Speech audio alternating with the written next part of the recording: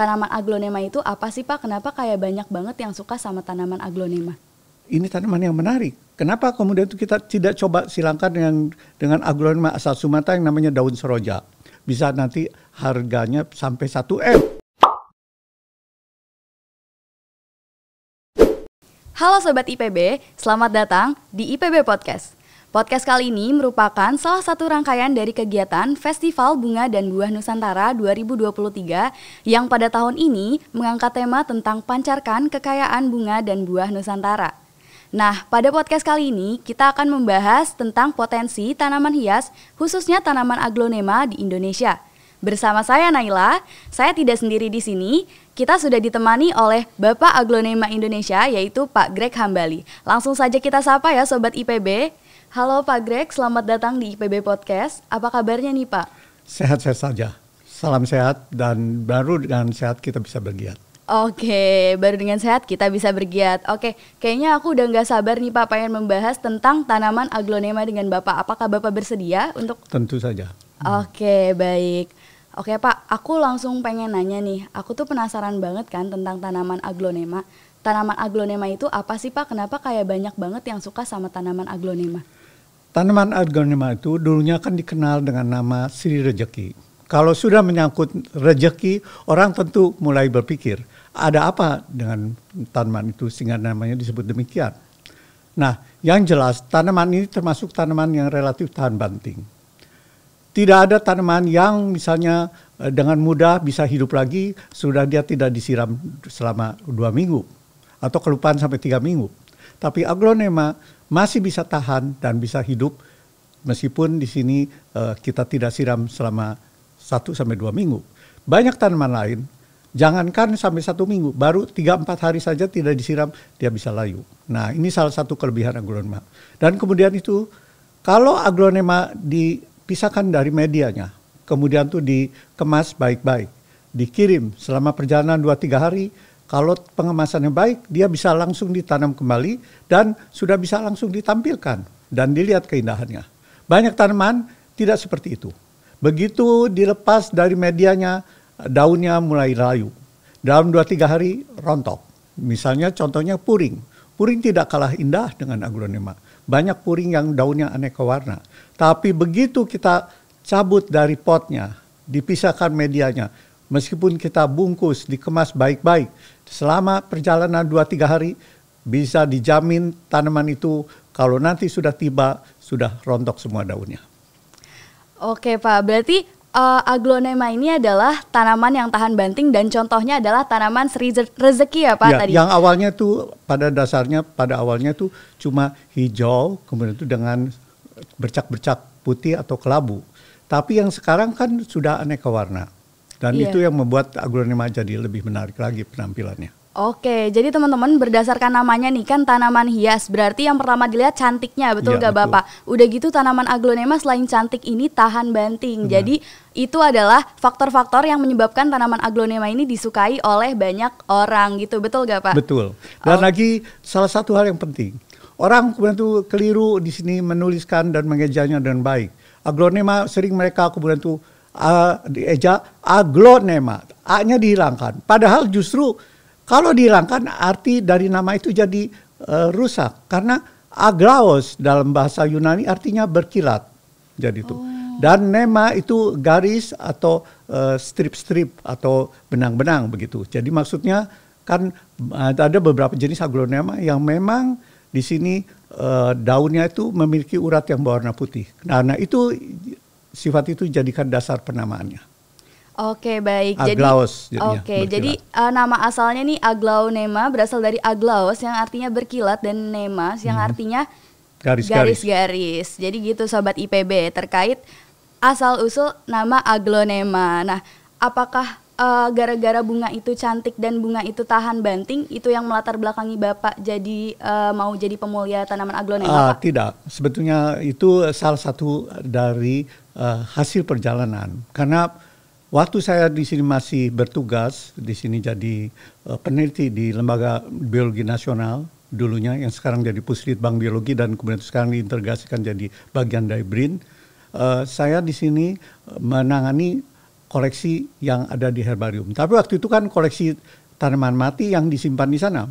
Saya lebih tertarik untuk mempelajari tanaman hidupnya, dan pada saat itu saya mempelajari sistem reproduksi dari banyak tanaman tropik.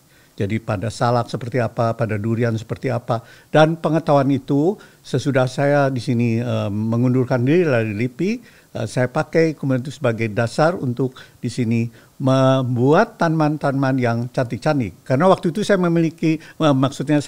mempunyai kenalan atau teman baik yang namanya Pak Aryono. Pak Aryono bilang, jangan neliti benalu. Benalu itu memang menarik untuk kamu, tapi kan nilai komersilnya hampir katakan tidak ada. Kecuali memang sebagai obat kanker itu kan, tapi juga itu kan belum betul bisa dibuktikan secara jelas. Nah, jadi kemudian itu tangani tanaman-tanaman yang jelas memiliki di sini nilai komersial. Baik kalau demikian, saya kemudian itu buat daftarnya kira-kira mana saja. Sudah itu mulai saya kemudian itu periksa satu persatu kelompoknya. Nah, dan sebelum itu sebetulnya saya juga sudah mengerjakan aglonema. Tertarik karena kemudian itu apa? Aglonema ini pada tahun 82 pernah di Flora Indonesia waktu itu oleh Ibu Nus Sudiono dilombakan dan kemudian itu jadi salah satu pemenangnya. Dan tanaman ini tanaman aglonema yang berasal dari dari Filipina yang disebut Aglonema comitatum tricolor. Jadi daunnya memang cantik, tapi yang salah satu yang menarik juga tangkai daunnya yang warnanya merah jambu. Nah, saya pikir ini tanaman yang menarik. Kenapa kemudian itu kita tidak coba silangkan dengan aglonema asal Sumatera yang namanya daun seroja. Waktu itu saya kemudian itu di sini katakan memiliki akses karena Pak Aryono ini mengirimkan banyak aglonema rotundum yang disebut daun seroja ini ke Thailand. Dan waktu itu, kata saya, gila semuanya dikirim banyak ke Thailand.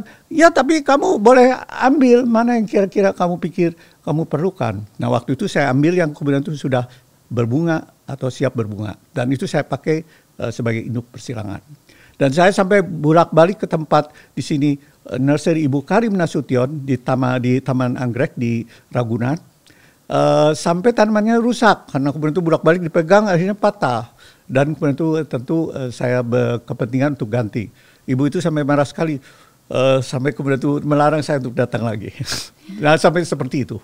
Oke, jadi berawal dari Bapak ini emang suka pemulihan tanaman, terus dari berbagai macam tanaman yang udah diteliti, ternyata teman Bapak merekomendasikan untuk yang bernilai komersil tinggi, dan akhirnya Bapak menemui aglonema dari Filipina, yang kemudian Bapak silangkan dengan aglonema yang berasal dari Indonesia asli gitu ya Pak. Ya. Jadi itu adalah hal yang melatar belakangi Pak Greg ini untuk menjadi pemulia tanaman aglonema Sobat IPB.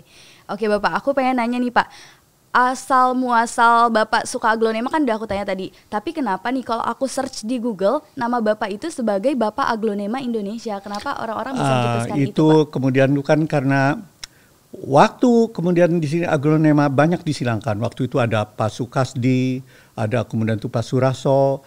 Tapi kemudian itu kan mereka sama-sama sibuk sebagai pegawai negeri. Dan itu kan seperti juga saya. Nah, waktu saya kemudian itu selesai maksudnya saya mengundurkan diri, saya kemudian upayakan untuk mencari kemudian itu induk-induk secara lebih aktif lagi. Jadi memang meskipun waktu itu ada juga teman-teman, rekan-rekan saya yang sama penyilang, tapi dari jumlah memang aglonema yang dihasilkan, itu memang lebih banyak yang dikeluarkan dari, maksudnya melalui tangan saya, ke pasar.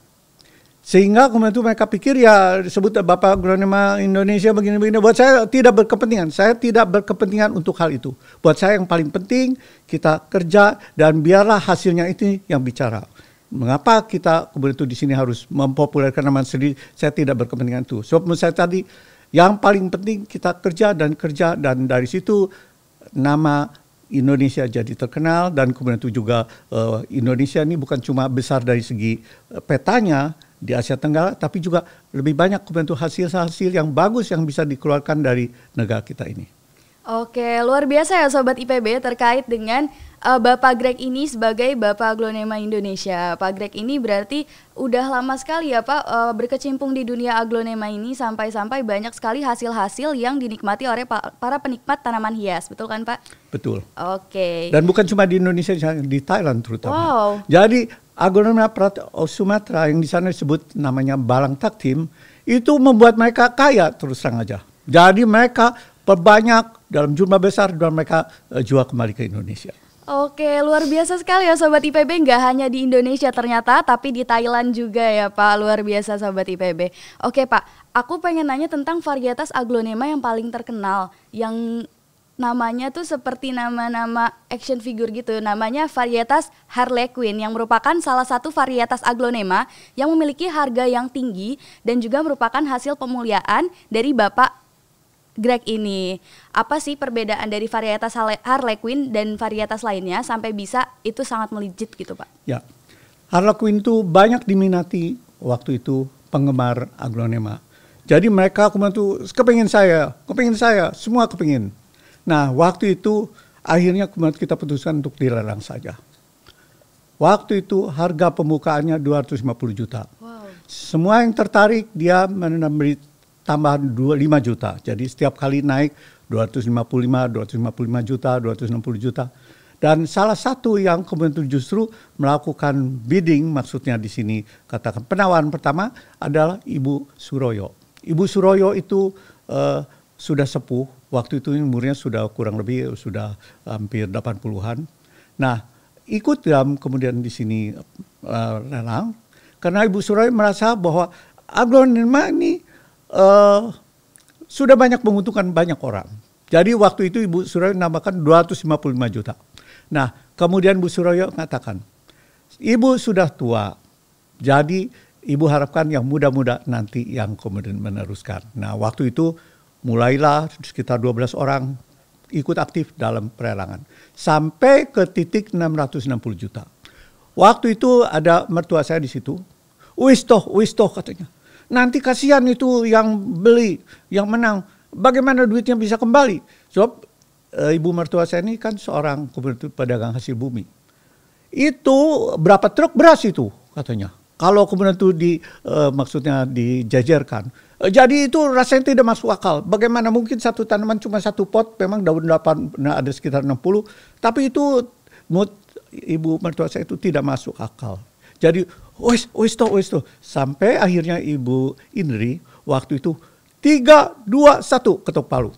Terus terburu-buru. Sudah itu yang hadir waktu itu merasa tidak puas. Teruskan ke yang sudah menang. Waktu itu Pak Haris Setiawan. Supaya meneruskan lelang itu. Tapi tidak, Pak Haris tidak. Saya sudah senang dapat pada level ini. Saya pikir bisa nanti harganya sampai 1 M. Nah, jadi yang lain kemudian itu tentu kecewa. Pada saat itu kalau Pak Haris Setiawan teruskan lelang, Pak Haris Setiawan bisa langsung kan dapat keuntungan dengan kemudian itu sini melelang balik. Nah, itu yang terjadi. Tapi Pak Haris Setiawan sudah senang bahwa dia sudah bisa dapatkan tanaman itu. Dan dalam waktu 2 tahun, tanaman itu kemudian itu boleh dia perbanyak. Dan tentu waktu itu saya masih punya beberapa ekstra dan kita tidak pernah keluarkan. Oke, fantastis sekali ya teman-teman, harga hasil lelang dari tanaman aglonema varietas Harlequin hasil dari Bapak Greg ini. Untung di stop ya sama mertua Bapak, kalau enggak itu wah udah kacau sih harganya ya Pak ya. Tapi itu kan masih belum seberapa kalau kita lihat dengan lelang lukisan. Oh, iya, apalagi kalau sudah pelukisnya sudah mati. Iya, nah Pak. Itu kan lukisan-lukisan Van Gogh itu kan tentu lebih gila lagi lah. Iya Pak. Tapi Pak, aku penasaran apa ya dari varietas Harlequin yang paling spesialnya tuh dari segi apanya gitu sampai orang-orang berlomba-lomba untuk lelang gitu ya. Pak. Jadi waktu itu Harlequin ukuran yang seperti itu, daunnya lebar-lebar, sudah gitu kan corak warnanya ada keperak-perakan, kemudian itu ada di sini nuansa di sini kemerahan, kemudian itu juga ada oranye sedikit, itu membuat mereka di sini terpukau. Dan itu membuat mereka tergila-gila. Ya, jadi di sini yang jual kalau tanaman hias itu gila karena harganya rasanya tidak masuk akal. Tapi yang jadi penggemarnya lebih gila lagi. Jadi memang dalam soal kesenian atau soal hasil-hasil seni kita tidak bisa bentuk katakan itu harga fantastis atau tidak. Sebab kemudian di sini namanya suatu keindahan itu boleh katakan tidak mungkin kita ukur dengan uang saja. Oke, gitu ya teman-teman. Jadi tentang tanaman varietas Harlequin ini memang dari visualnya sangat menarik ya Bapak ya. Gitu ya teman-teman. Jadi emang gak wajar kalau misalnya banyak orang pecinta tanaman hias yang berlomba-lomba untuk memiliki tanaman Harlequin tersebut. Betul kan Pak? Betul. Oke Pak. Menurut Bapak gimana perkembangan dari tanaman hias khususnya di Indonesia? Apakah nanti bakal ada varietas-varietas lain atau tanaman-tanaman lain atau hanya aglonema saja gitu Pak? Saya kira tiap tanaman, maksudnya tiap kelompok tanaman memiliki keindahan sendiri-sendiri. Yang satu kadang-kadang sulit kita bandingkan dengan yang lain. Tanaman air misalnya, dia juga memiliki keindahan sendiri. Tidak mungkin dia ditanam di darat. Nah, meskipun misalnya tanaman air juga cantik, tapi kan di sini ada keterbatasan. Orang harus punya akuarium atau punya kolam kalau itu misalnya tanaman yang harus ditanam dengan dapat terpaan sinar matahari yang penuh dan sebagainya. Nah, jadi itu ada kelompok-kelompok sendiri. Ada paguyuban sendiri. Jadi pencinta kelompok tanaman hoya, penyimpan anggrek dan sebagainya. Dan itu bagus supaya tanaman itu tetap kemudian itu terjaga keberadaannya di alam, terutama juga di pembudidayaan. Dan itu membuat kemudian itu juga ada diversifikasi sehingga kemudian itu kan tanaman itu bisa ditangani secara benar. So kalau orang mengerjakan semua ini dikerjakan akhirnya kan tidak fokus. Kan sudah tidak fokus kan bisa tanamannya satu saat kemudian itu terabaikan. Oke, baik. Jadi mungkin banyak sekali potensinya ya Pak, nggak cuma dari aglonema aja. Cuma karena aglonema ini tahan banting, jadi mungkin aglonema yang paling diminati gitu. Mungkin ini juga kembali ke perspektif masing-masing dari pecinta tanaman hiasnya ya. Mungkin ada yang suka yang di air, di darat gitu ya Pak. Oke, Pak. Menurut Bapak gimana pendapat Bapak tentang minat anak muda khususnya generasi milenial dan Gen Z terkait tanaman hias khususnya tanaman aglonema? Saya kira itu peminatnya cukup banyak. Kemudian itu jadi banyak mahasiswa-mahasiswa yang ingin mencoba dan itu bagus karena dengan demikian akan ada berkenaan pergantian generasi. Jadi patah tumbuh hilang berganti itu tetap bisa jalan. Jadi mati sapu tumbuh 1000. Nah itu sangat bagus sekali dan itu kan satu hal yang membuat nanti kekayaan flora Indonesia bisa kemudian itu tertangani dengan lebih baik. Jadi kemudian itu juga hutan tidak sembarangan ditebang pohon-pohonnya karena masih ada potensi tanaman yang bisa dimanfaatkan sebagai tanaman hias yang nantinya bisa didayagunakan lebih lanjut.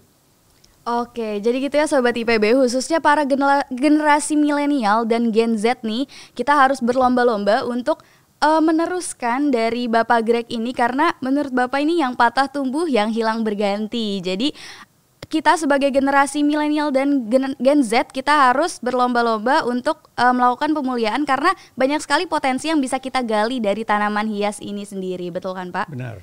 Oke, Pak, aku pengen minta closing statement Bapak terkait Festival Bunga dan Buah Nusantara yang akan dilaksanakan tahun ini. Karena event itu merupakan event yang tentunya jarang diadakan, sebaiknya kita hadiri supaya kita tahu sampai berapa jauh kemudian di sini katakan upaya-upaya yang dilakukan untuk membuat tanaman hias itu bisa penampilannya premium seperti yang kita inginkan. Jadi cobalah datang hadiri supaya bisa tahu juga sampai berapa jauh perkembangan tanaman hias di Indonesia ini. Dan salah satu tolok ukurnya adalah tentu tanaman-tanaman yang ditampilkan pada saat kemudian di sini lomba atau pameran yang diadakan. Jadi hadirilah dan datanglah supaya kemudian itu juga semua kegiatan itu bisa kita akomodasi dan kemudian itu kita nilai bersama. Wow, menarik sekali ya Sobat IPB terkait dengan closing statement dari Pak Greg ini. Dan juga menarik sekali tentang pembahasan kita pada podcast kali ini terkait dengan tanaman hias, yang mana banyak sekali peluangnya untuk kita kembangkan selanjutnya.